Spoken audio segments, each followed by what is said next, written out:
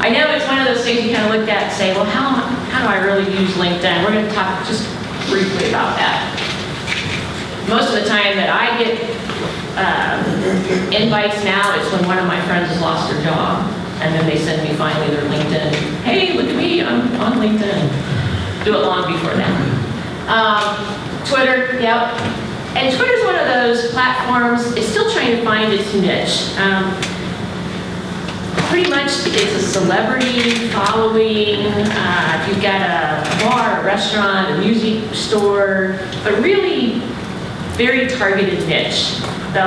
When it first came out, everybody was enamored of it, of putting in their 140 character words as I'm having a hamburger at Shirley's and, come join me, whatever. That's not happening. And Caleb and I were talking about this right before I got started. Twitter is now setting in parameters where if they don't recognize the place that you're hashtagging about, you're not going to get in their feed.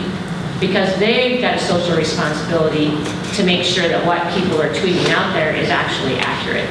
So they've got even tougher restrictions than they had 3-4 years ago. Google Plus, when it first started, how many people use Google Plus? Good, I do too. I like Google Plus. When it first started, everybody said, oh, it's the Facebook wannabe. It's actually morphed into much, much more than that, as Google tends to do. But again, they're still trying to find their complete unique niche, and they're finding it more with businesses than they are with actual just everyday individuals. So it'll be interesting to see where this one goes. Meetup. Anybody ever used Meetup yet? No? This one's really cool. Everyone thought it was going to be a LinkedIn version, only local, but what it's actually turned into, remember when we talked about community engagement? That's what Meetup does. If you live in downtown Chicago and you want to get together with people that own pug dogs at a coffee shop, you create a Meetup.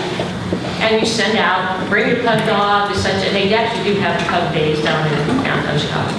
But you would send out a Meetup. And all these people with like interests like yours would show up for this community engagement, and you'd sit and talk and show your pug dog off. So this is actually turning into something very, very good in, a local environment. It's not going to be, you're not going to send it to people in New York, but it's going to be very, very good for local Meetup, small association groups. And then High Five. Anybody know about High Five? Any gamers in here? Not a lot of gamers. This company was acquired by a company called Tad. Does anybody know about Tad? Okay, they're another social media platform. But this one, what it is, it's a sort of like a Facebook for gamers, but it's also an entrepreneurial site where if you design a game, developed a game, you actually go on here and you promote it to gamers. And they try it, and they give you feedback so that you can enhance the development of the game that you design. Again, none of these things up here that I've just discussed have to do with commenting, liking, posting the latest baby picture, or whatever, that we all think about social media as. Now, me personally, I do a lot of corporate work on Facebook. Developing ads for companies like Johnson Controls, for example, putting up videos, which we'll get to here in just a minute. But Facebook, for me, on a corporate side, and I use it on a personal side too, but on a corporate side, you just write down, you cannot beat the price if you know what it is you're going to target, who you're going to target, and what your expectation is to get back from it. One of the associations that I sit on the board on the horse side is called Appaloosa Reining Horse Association. And I'm a national secretary. When we started with the Facebook page in 2013, we had 247 followers. Not much. We have a limited budget. We spent about $400 to $600 a year, and we now have 25,000 followers. We're selling horses on our Facebook page. We're promoting all kinds of breeding stock.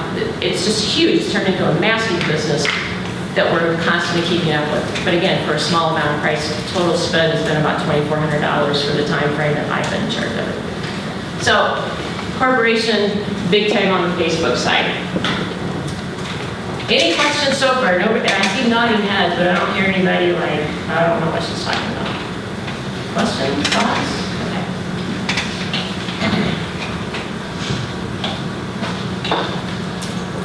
So just going to show you real quick. This is, of course, the back side of it. Here's the front side. Just some things about Facebook that, sorry about the chat thing being up there.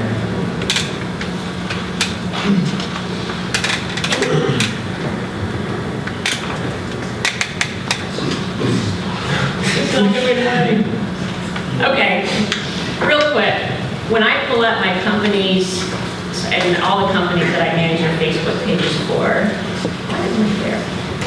I get a great little synopsis right here that tells me what my post reach has been this week, what my post engagement means somebody liked it, somebody loved it. Now you do all those great things now, like, love, hate, cry, whatever. So somebody's engaged with my post. Call now, we don't get too many phone calls.